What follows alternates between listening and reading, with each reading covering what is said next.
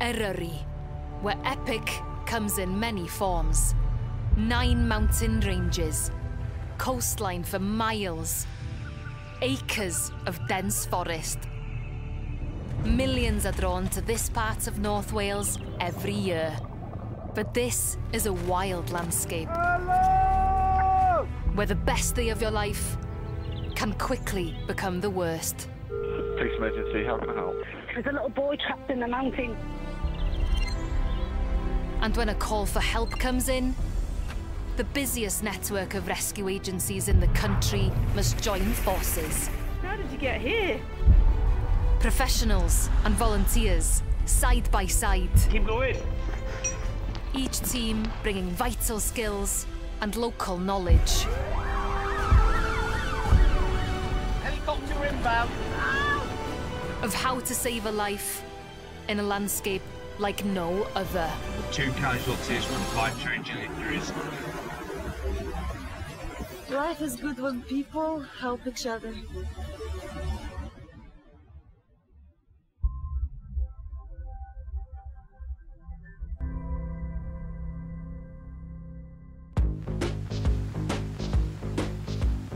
Snowdonia is wild, mountainous, absolutely beautiful.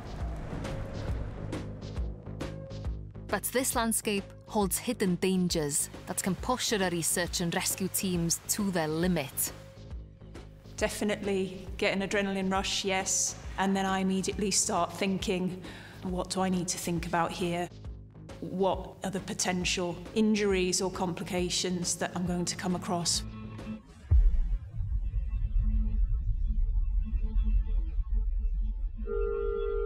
This emergency. Oh, hi there. We've got someone, we're on a walk and someone's fallen and we can't really move him. He was on a bit of a steep bit of the path. It was a bit slippery.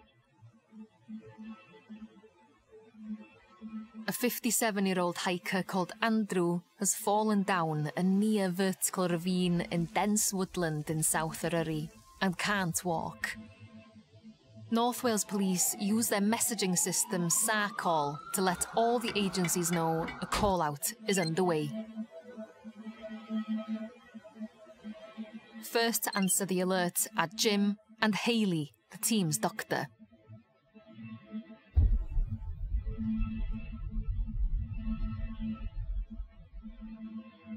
Okay, we need to get there quickly. Okay, bye.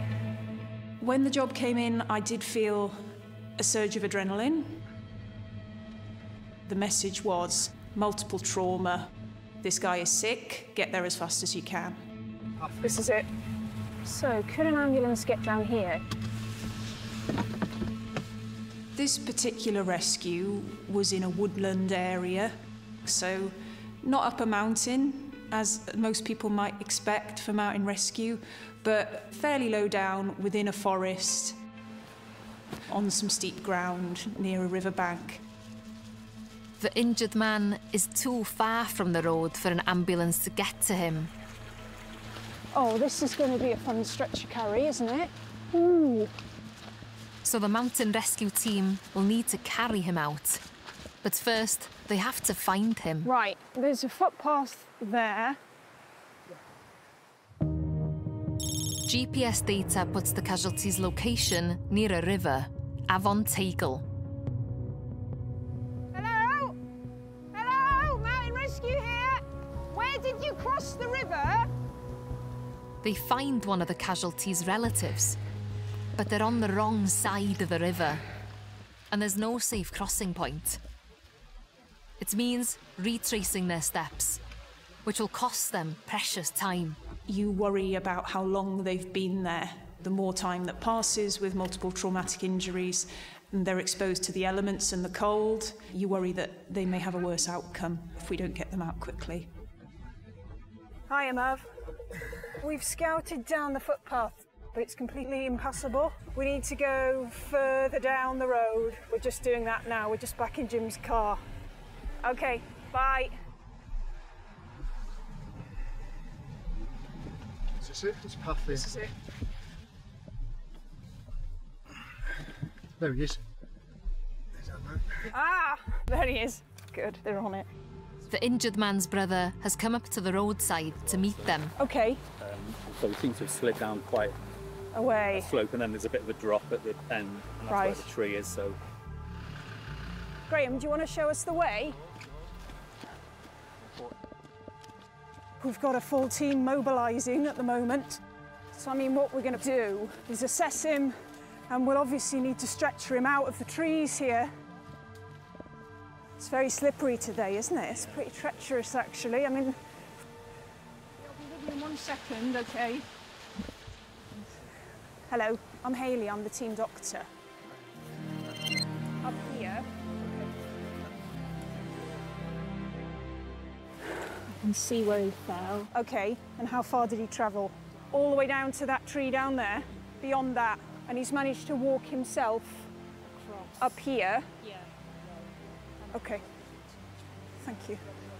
Couldn't stop, so I just kept rolling. They'd been out walking that morning through the woods along a riverbank, and he slipped on a very narrow, rocky and muddy path, and he fell approximately 7 or 8 metres down a vertical drop and hit a tree at the bottom.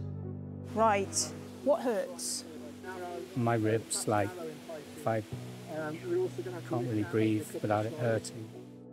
Thankfully, he was awake and talking to me, but he looked pale. He looked in a lot of pain. We worry about the possibility of internal bleeding in somebody who's fallen from a significant height. So that was always in the back of my mind. What other injuries are there here that I can't see? We'll assume that you've possibly injured your spine, OK, given that how far the fall was. I think a helicopter would be a good idea, yes, because of the spinal pain. Yes, helicopter from a suitable location is preferable. We've got a mechanism of fall of 8 to 10 metres, and we've got possible spinal injury and pelvic injury. The Coast Guard helicopter is going to be the quickest way to get Andrew to hospital. But it won't be able to land in such a densely wooded area. The team have to carry him to a better landing site. What our plan is to get a team down here. They're just up at the road head, OK? We're going to need to stretcher you out of here. The thing is, we need to load you with pain relief before we move you. The priority was pain relief and a rapid evacuation. So, 2-person check. Morphine sulfate. Yes. Yeah. 10 milligrams. 10 milligrams in 1 ml. Yep. Mountain Rescue are blessed to be able to carry morphine and give it to casualties on the hill. You know, it's a very strong painkiller that you only get in hospital.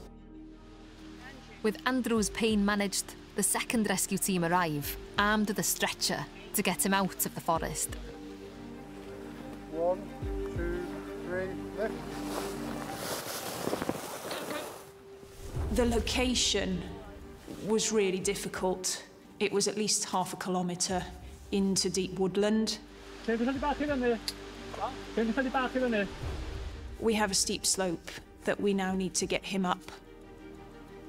So we put a rope system on the top of the stretcher and attached the rope to a tree at the very top of this difficult path. The priority became ensuring that the stretcher was safe. We're going to look to move you now, OK? Ready, ready, ready. It can be hard work lifting a stretcher, normally, let alone on very slippery rocks. Good, slowly, slowly. Take more, Kev. Small steps. Well done, folks. His only way out was with the Mountain Rescue Service. We were his only hope.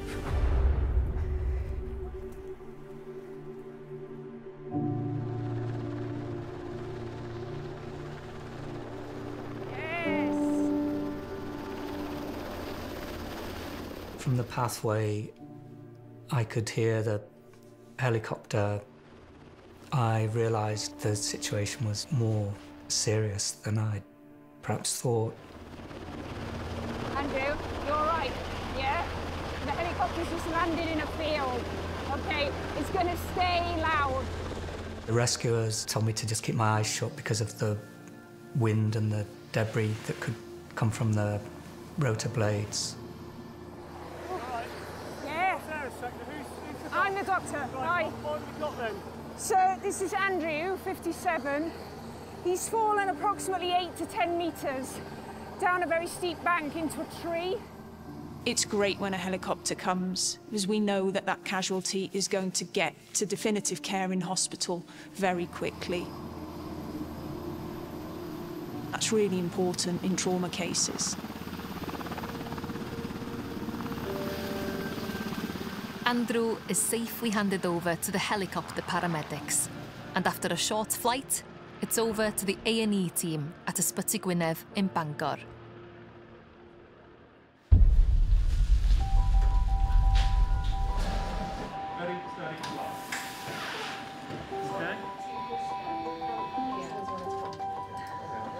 We got a phone call from search and rescue helicopter telling us that Andrew had a fall and that they were a bit concerned about some injuries that he had to his abdomen and his pelvis and his chest. We have a team of doctors and nurses on standby to make a thorough assessment to start with and to get things organised like blood tests and CT scans. Andrew had broken ribs and had fractured his vertebrae in the fall. When I was discharged from hospital, the doctors said it would be about 2 to 3 months for the recovery. About halfway through now and getting stronger day by day. I felt a sense of pride that the rescue had gone well. Our team had worked fantastically together on that day. I can't conceive of how I would have gotten out of there without the help of the rescuers. It was lovely to get somebody in need out of an awful situation and on to hospital where they would be cared for.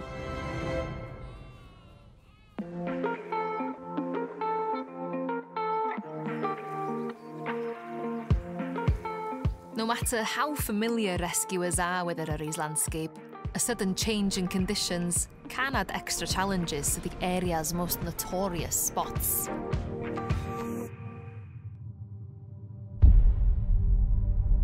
A Grib Bigog, or Bristly Ridge, is one route which lives up to its name.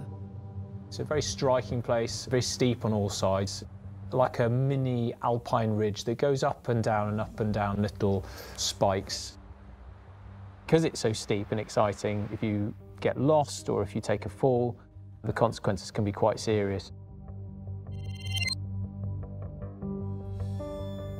In the Glyderau Mountains, a hiker is stuck on a Grib Bigog, one of the main routes up Glyder Fach.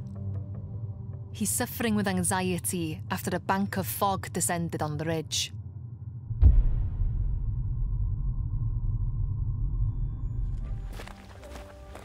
The rescue party heads out to the casualty's last known location. He'd gone up into the sort of steep, very exposed part of the ridge, and he'd got to a point where he didn't feel like he could climb down anymore. He was stuck. Just, I would guess, got a bit frightened with the mist. It's probably a bit slippy up there, actually, a bit slimy.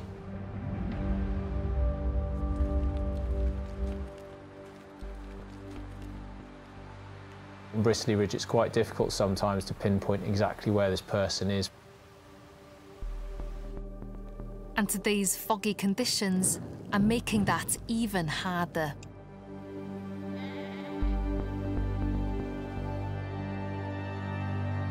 Where do you reckon he is? So the highest tower, then come down. Yeah. Next tower on the right-hand side of it. So the middle tower? Middle tower. On the right-hand side. Yeah.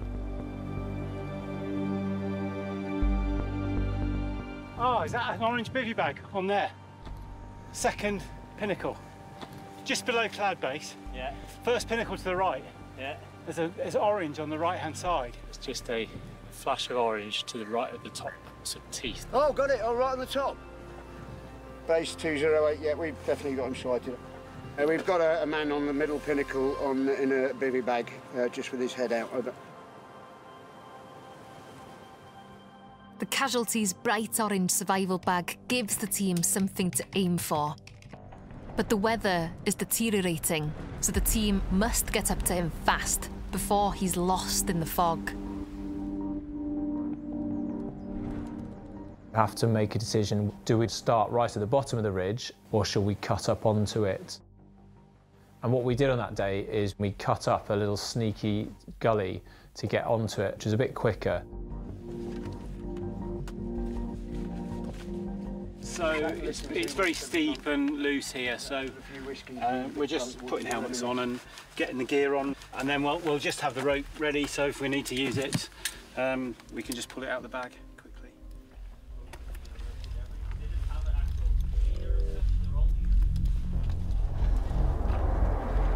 If we get to the top, you cut along to go this right, and you come down that way, and then you're into Cwm Tryfan, and that's a lot nicer than the Bristol Squeeze. Poor visibility slows everything down. If it's already bad weather, it's cold, it's wet, it's windy, you want to try and keep moving and try and keep things going, not only for the person who's being rescued, but for the team.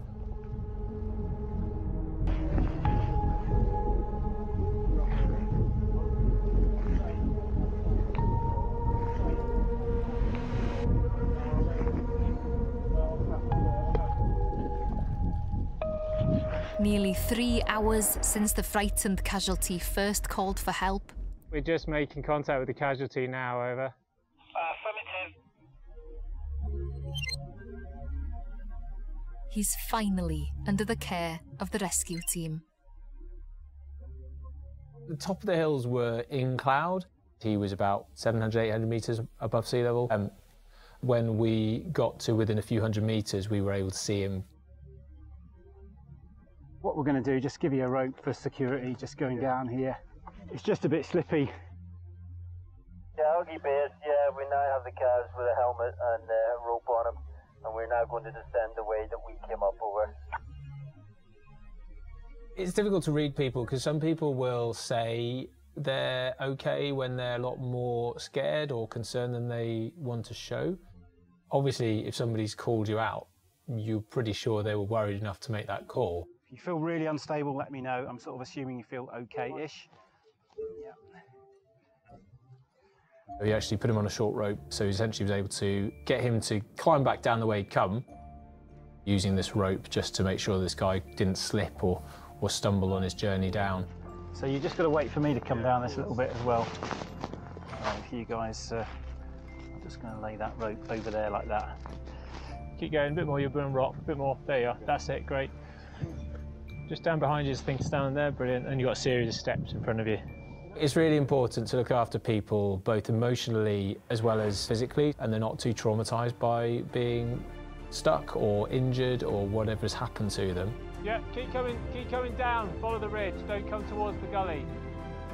Some people feel really embarrassed about calling out the rescue team, and nobody wants that. Essentially, we've all got a learning curve. You just need to make sure you survive your learning curve.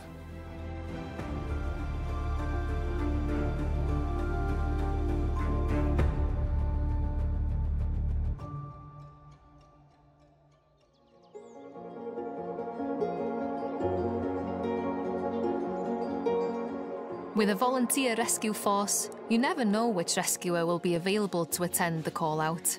So team members must be willing to muck in with whatever needs doing when they arrive. Whoever turns up at base, there's always a job, there's always something to do. It's not just about being on the hill. It could be cooking the pizzas for when we come in at 3 in the morning, making the teas, using your binoculars from the car park, or being the driver to go and run the shuttles to pick people up. And sometimes, old-fashioned communication and teamwork are more effective than high-tech solutions.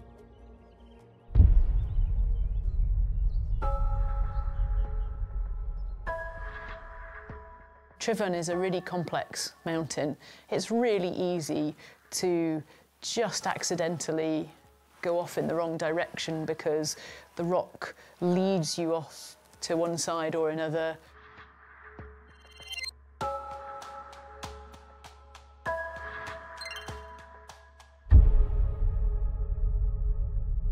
A young lady going up the North Ridge of Trivan, tried to come back down because it was getting too hard, and has got herself stuck. Trivan Classic.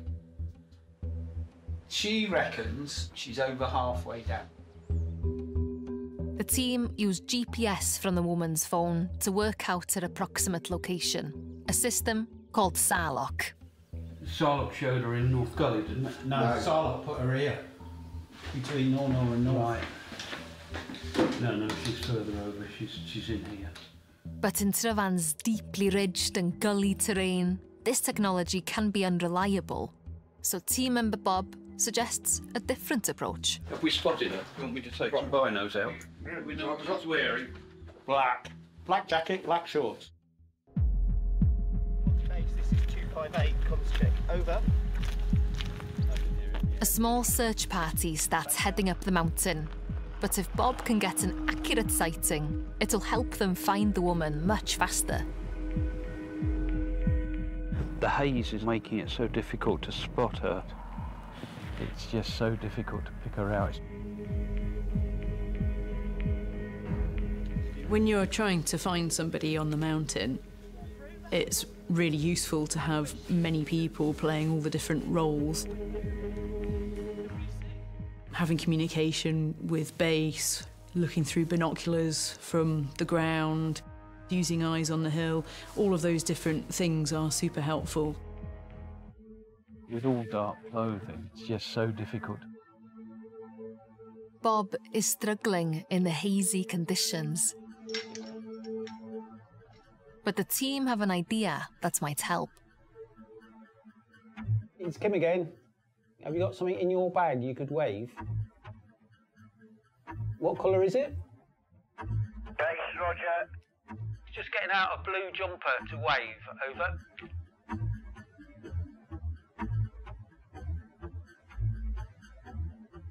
Oh, got her, yeah. There we go, right. Base 233, over. Go ahead, Bob, over. I have a visual, someone in black in the ground between North and Nornor Gully. The figure I'm looking at is waving what appears to be a dark blue object of some sort. Over. Good old Bob. Although modern technology is incredibly beneficial, still using your eyes and having many people is an extra tool when you're trying to really pinpoint people.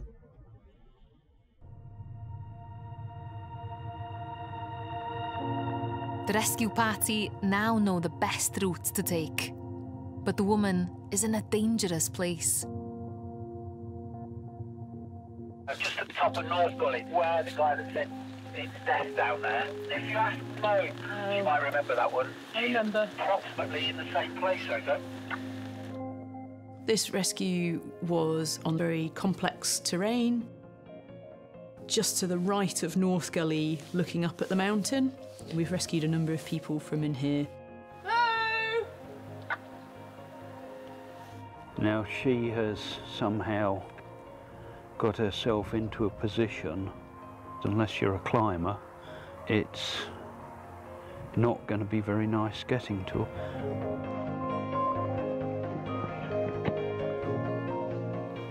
So we just passed north. This is Little. She should be, if she's in the same place, she'd be around there somewhere. Like, hello! Scene. Yeah. You got it? Yeah, I can see it. Yeah. Okay, Go ahead, Luca, over. we have visual. We're going to kit up on the Heather Terrace and then head on up. 258 out. Heather Terrace looks like a sort of platform that runs along the side of Trivan. And it offers a sort of fairly amenable track in and out to some of these more complex routes.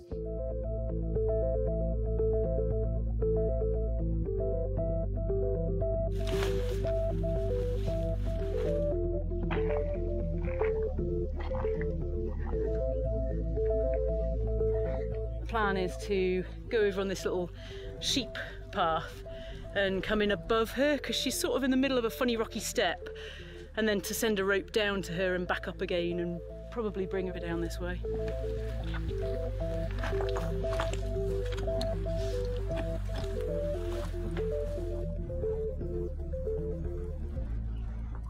Once we had got into North Gully, we were then able to call and hear her replies. Are you warm enough? Yeah. Did you make it to the summit and back down? No? Oh well, something to come back for. We're just rigging a quick system to get someone down to her, to secure her, and then help her come back up to where we are now, and we'll show her the way off. Let them know that we're going live. This first bit looks pretty smooth, so just take the tight on, just go on you. Because of the precarious position she was in, we just needed to secure her and then to get her around and down back to Heather Terrace.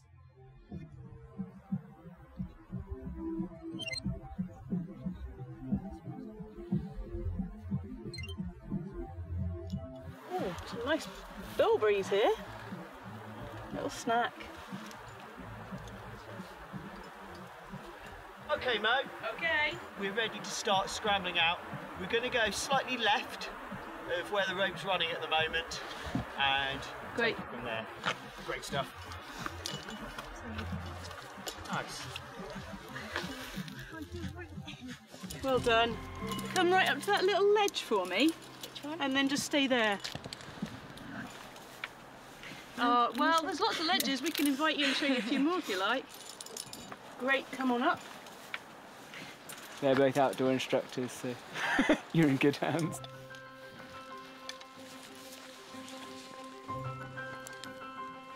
Now, the team must guide the woman back down the mountain. When you're deciding on the rescue route, there are lots of factors to take into consideration. One is obviously the fastest route. How can I get there the quickest? Into the bum slide. Or the safest route. Safety always takes priority, obviously. We don't want to perhaps come directly underneath somebody if they're going to kick lots of rocks on us, for example. Watch out for the loose stuff as you come up here, yeah? That's why we have helmets.